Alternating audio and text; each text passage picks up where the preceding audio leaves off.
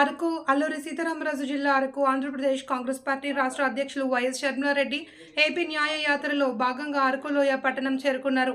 అరకులోయ ప్రధాన కూడలి వద్ద వైఎస్ షర్మిల మాట్లాడుతూ ఈ 5 ఏళ్లలో రాష్ట్ర ప్రభుత్వం గిరిజన ప్రాంతం అభివృద్ధి కోసం ఇక్కడ ఎమ్మెల్యే కానీ ముఖ్యమంత్రి జగన్మోహన్ కానీ ప్రజలకు ఏం చేశారని ప్రశ్నించారు.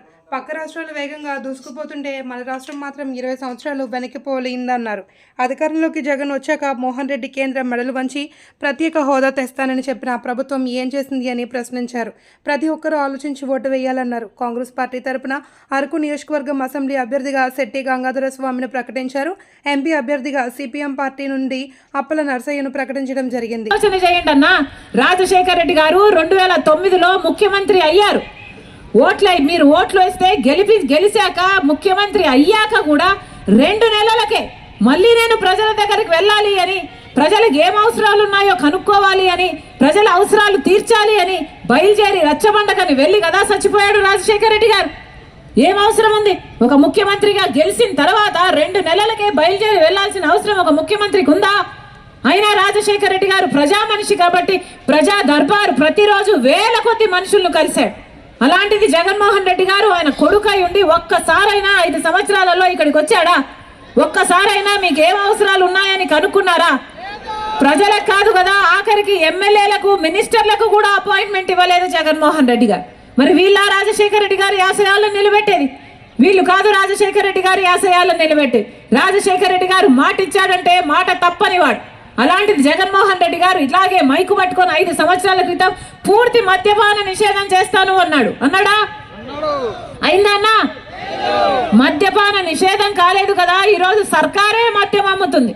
అది కూడా వాళ్ళే అమ్ముతే అదే కొనాలట.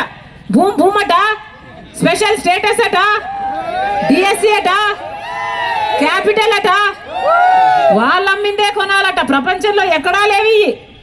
హోదా ఇస్తుంది కాంగ్రెస్ పార్టీ. మరొక్కసారి కాంగ్రెస్ పార్టీని ఆశీర్వదించాలని, కాంగ్రెస్ పార్టీ అధికారంలోకి వస్తే 2 లక్షల వరకు రైతులకు రుణమాఫీ చేస్తుంది కాంగ్రెస్ పార్టీ.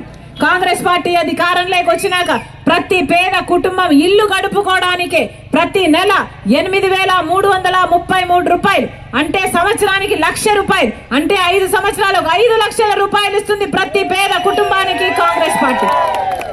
మీరు ఆశీర్వదించండి. ఉపాధి హామీ కింద కనీస వేతనం 400 రూపాయలు చేస్తుంది కాంగ్రెస్ పార్టీ ప్రతిరోజు. మీరు ఆశీర్వదించండి. మన బిడ్డలకు ఉద్యోగాలు రావాలన్నా, పెన్షన్ 4,000 రూపాయలు కావాలన్నా, వికలాంగుల పెన్షన్ 6,000 కావాలన్నా కాంగ్రెస్ పార్టీ అధికారంలోకి రావాలి. రాజశేఖర రెడ్డి గారు 40 లక్షల ఇందిరమ్మ ఇల్లులు కట్టాడు. మళ్ళీ అలా ప్రతి పేద వాడికి, ఇల్లు లేని వాడికి ఇల్లు రావాలి అంటే మళ్ళీ కాంగ్రెస్ పార్టీ అధికారంలోకి రావాలి.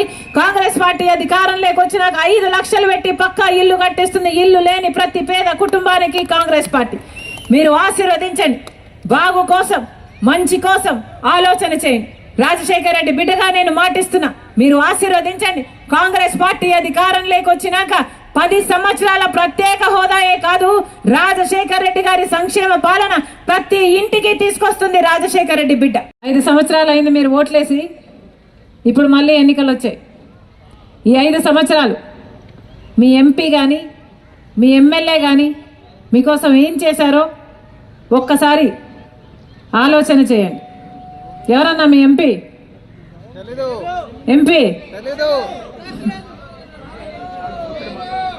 హస్తం గుర్తుకే అన్నా, హస్తం గుర్తు రాజశేఖర రెడ్డి గారి గుర్తు, హస్తం గుర్తు, అభయ హస్తం, చెయ్యి గుర్తన్నా. అమ్మా చెయ్యి లేకపోతే ఏది లేదు.